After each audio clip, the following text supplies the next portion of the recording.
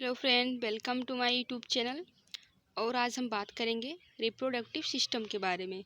सबसे पहले आप अगर मेरे चैनल पर नए हैं तो प्लीज़ चैनल को सब्सक्राइब कर दीजिए और उस में बेल आइकन दीजिए ताकि मेरी अगली वीडियो तक पहुंच सके। और मेरा आज वो हम स्टार्ट रिप्रोडक्टिव सिस्टम जो हमारे ओबीसी का। तो जो ओबीसी होता है उसका मतलब क्या होता है, वो से क्या होता है, वो और बी से क्या होता है ओबेस्टिक, एंड जी से होता है गायनकोलॉजी। और हम देखेंगे कि जो ओबेस्टिक होता है उसका मतलब क्या होता है। Obstetric means pregnancy and pregnancy related disorder.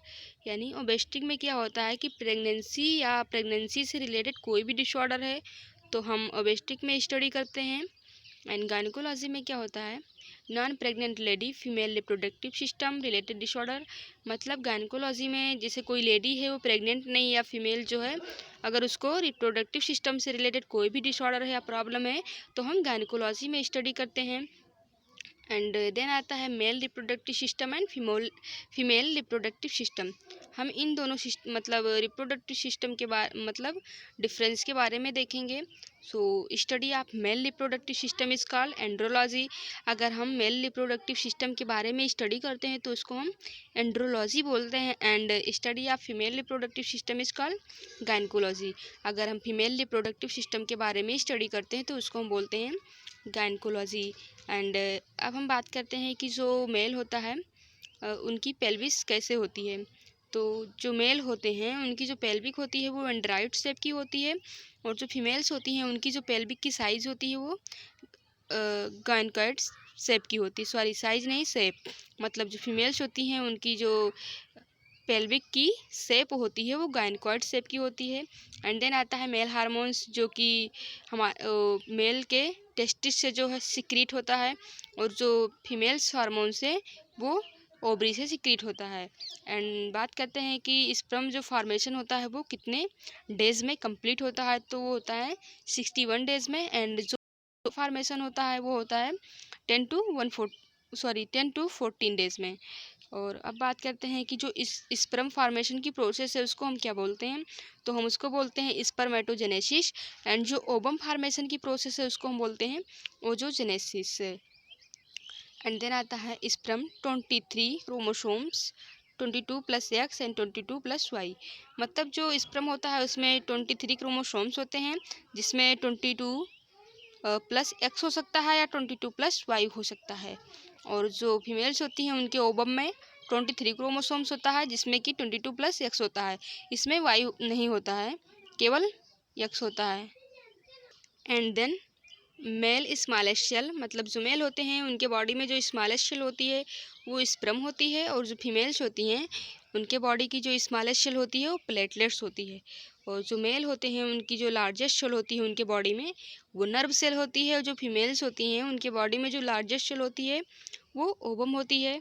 And then life span of sperm, मतलब जो स्पर्म है उसकी लाइफ स्पैन कितनी होती है, यानी जो उसका जीवन काल है वो कितना होता है, तो वो होता है 14 टू 72 हार्स। मतलब 14 से 72 घंटे तक जो स्पर्म होता है उसका लाइफ स्पैन होता है, यानी उसका जीवन काल जो है इतने टाइम तक होता है।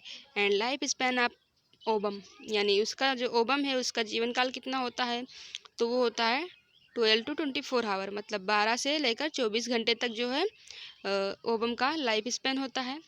एंड देन आता है फीमेल रिप्रोडक्टिव सिस्टम, जो कि 2 पार्ट में डिवाइड हुआ है। इंटरनल जेनाइटालिया, मतलब इंटरनल जेनाइटल आर्गन, और एक्सटर्नल जेनाइटल आर्गन। तो जो इंटरनल जेनाइटल आर्गन होता है वो नॉन विजुअल एक्सटर्नली, मतलब जिसको हम बाहर से नहीं देख सकते हैं। और जो एक्सटर्नल जेनाइटल ऑर्गन होता है वो विजुअल होता है, जो कि हम बाहर से देख सकते हैं। And situated inside in the body. और जो इंटरनल जेनाइटल ऑर्गन होती है वो हमारे बॉडी के इनसाइड प्रेजेंट होती है, मतलब अंदर। और एंड जो एक्सटर्नल जेनाइटल ऑर्गन होता है वो सिचुएटेड आउटसाइड द बॉडी, मतलब जो हमारी बॉडी होती है उसके आउटसाइड में जो है एक्सटर्नल जेनाइटालिया प्रेजेंट होता है। और अब हम बात करते हैं कि जो इंटरनल जेनाइटल ऑर्गन है वो कौन कौन से होते हैं, तो vagina, uterus, फ्लैपियन tube and ovary, जो कि हमारे इंटरनल जेनाइटल ऑर्गन होते हैं। और अब बात करते हैं कि जो एक्सटर्नल जेनिटल ऑर्गन है वो कौन कौन से होते हैं, तो वो हैं mons pubis, labia majora, labia minora, clitoris, vestibules and perineum. ये जो सारे मतलब ऑर्गन है ये हमारे एक्सटर्नल जेनिटल ऑर्गन हैं। एंड अब हम देखेंगे कि जो मतलब एक्सटर्नल जेनिटल ऑर्गन है वो कहाँ कहाँ पर और कैसे कैसे प्रेजेंट होते हैं। तो सबसे पहले क्या है, मॉन्स पीविस, जहाँ पर जो हेयर का ग्रोथ होता है, जिस एरिया पे हेयर होती हैं वो उसको हम मॉन्स पीविस बोलते हैं। एंड देन जो आउटर लेयर होता है उसको हम लेबिया मेजोरा बोलते हैं, और जो इनर लेयर होता है उसको हम लेबिया माइनोरा बोलते हैं। और जो यहाँ पर एक ओपनिंग है उसको हम यूरेथ्रल ओपनिंग बोलते हैं, और यहाँ पर जो एक मतलब ओपनिंग है उसको हम क्लिटोरिस बोलते हैं। और जो ये प्लेस है ये वाला एनस ओपनिंग, और ये जो प्लेस है इसके बीच का जो प्लेस होता है उसको हम पेरिनियम बोलते हैं। और ये जो यहाँ पर खाली खाली सा स्पेस रहता है उसको हम वेस्टिब्यूल बोलते हैं।